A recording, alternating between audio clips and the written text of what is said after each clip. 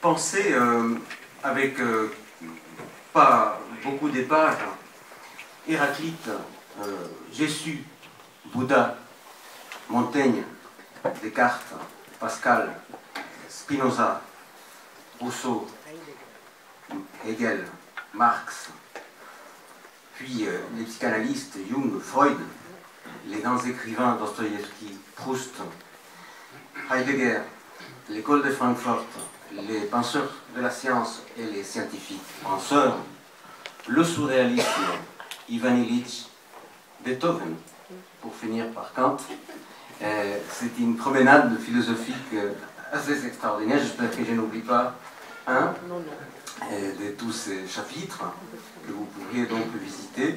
Qu'est-ce qu'un... Tout d'abord, je mets Beethoven, le Bouddha ou Dostoïevski parmi les philosophes.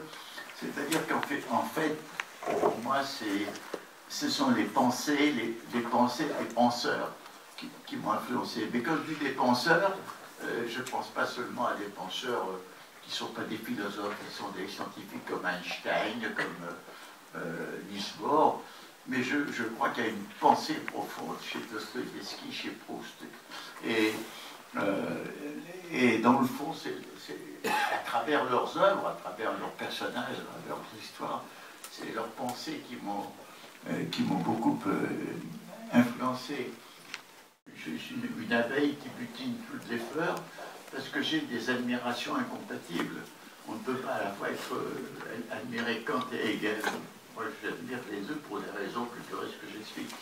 Ou bien, pour moi, les Lumières et Rousseau, alors que Voltaire méprisait Rousseau en disant qu'il nous enseignait à marcher à quatre pattes, pour moi, il y a une complémentarité formidable entre Voltaire et Rousseau, avec en plus un élan vers Rousseau plus fort.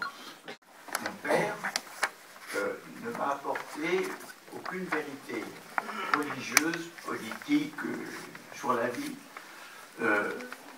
Et d'autre part, il était immigré en France. Je suis né à Paris, c'est une famille d'immigrés, disons, l'ascendance lointaine, c'est l'Italie, ils sont allés à Salonique dans l'Empire ottoman. Mais à Salonique, ils étaient citoyens enfin même pas citoyens, ça n'existait pas. Ils faisaient partie d'une cité, pas d'une nation. Alors que, disons, quand un immigré arrive, il est d'origine italienne, il est d'origine maghrébine, il est d'origine portugaise, il arrive avec son fonds national. Donc, je n'ai pas le fonds national, je n'ai pas une culture, et donc un système de vérité qui se défend comme tout système de vérité contre les agressions extérieures pour se sauvegarder. Je partais d'un terrain vierge, le mien, et en plus d'une demande terrifiante de vérité, puisque la mort de ma mère, quand j'avais 10 ans, elle a quelque chose qui m'a non seulement bouleversé, rendu seul, mais elle crée en moi une sorte de nihilisme dans le désespoir, et en même temps un besoin immense d'amour et d'amitié. Et le paradoxe, ceci est une parenthèse, c'est pas mes philosophes, c'est ma vie, c'est que c'est en fonction de cet immense besoin d'amour et d'amitié que j'ai pu dans ma vie avoir dans l'amour et dans l'amitié des bonheurs extraordinaires, ce qui veut dire que le malheur initial que j'ai vécu est la cause des bonheurs que j'ai rencontrés ensuite. Et c'est un peu ça, disons, quand je parle de ce paradoxe d'un malheur qui provoque le bonheur, tout en étant malheur, c'est peut-être un peu ça le fond de ma philosophie, c'est-à-dire une chose est son contraire tout en restant la même. Et j'ai ce même sentiment, par exemple, je crois que je ne sais pas si je le dis, mais par un des moments musicaux les plus bouleversants que je connaisse, les plus douloureux, c'est l'adagio du quintet de Schubert, où Schubert exprime vraiment une douleur extraordinaire, et il nous livre cette douleur avec un sentiment de jouissance, de beauté de cette musique, ce qui n'annule pas cette douleur. Et c'est cette pensée, cette façon de penser ensemble des choses apparemment contraires, qui vient un peu de mon point de départ, car j'avais besoin, je ne pouvais pas me passer de doute, et je ne pouvais pas me passer d'un besoin de communion et de foi. Il n'y a pas seulement le concret de l'immédiat, de je suis ici, maintenant, voilà.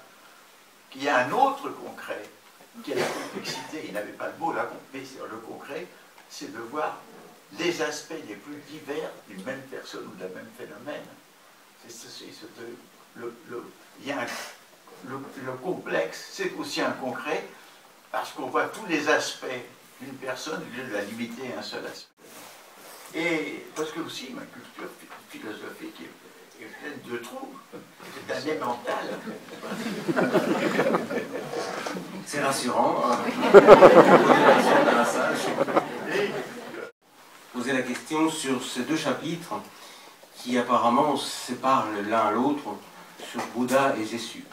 Il y a un hommage évidemment et une reconnaissance de la profondeur de l'enseignement de ces deux écoles de pensée, tout en reconnaissant des limitations. Alors c'est fascinant comme dans les limitations de quelque chose, par exemple, un exemple tout simple, le pardon chrétien semble aller plus loin dans le geste personnel que celui de la compassion bouddhique.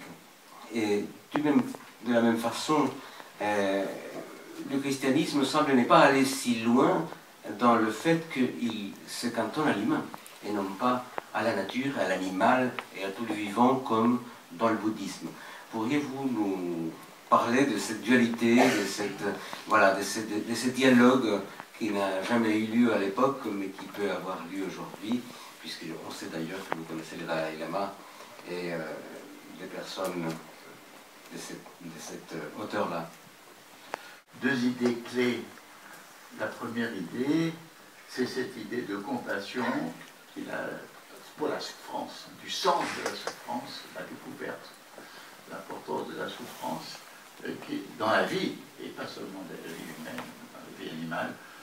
Et il y a cette idée d'impermanence.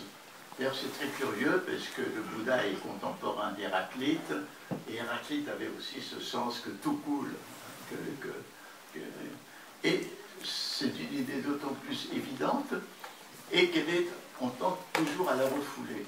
On fait comme si le présent va s'éterniser, comme si Ben Ali ou Moubarak restent éternels. Alors, ce qu'il y a, c'est que le socle, je dirais le socle mythologique, mythocosmologique sur lequel est fondé le bouddhisme, c'est celui du monde indien, c'est-à-dire celui des transmigrations, de la métempsychose, c'est-à-dire quand on meurt, on se réincarne en un autre animal, etc. Donc, pour le Bouddha, il était logique de dire, pour échapper au cycle des souffrances, il faut faire quelque chose. Et il y a eu cette idée de nirvana, qui est le vide ou le plein, peu importe, on ne sait pas, mais où le moi, en quelque sorte, se dissout. Dans le monde occidental européen, qu'est-ce que la mort? C'est pas une réincarnation. La mort, pendant longtemps, ça a été une vie de fantôme de plus en plus tristounette. Hein, ce sont les enfers des Grecs, où le pauvre Achille dit qu'il vaut mieux être un petit cordonnier vivant que le grand Achille mort.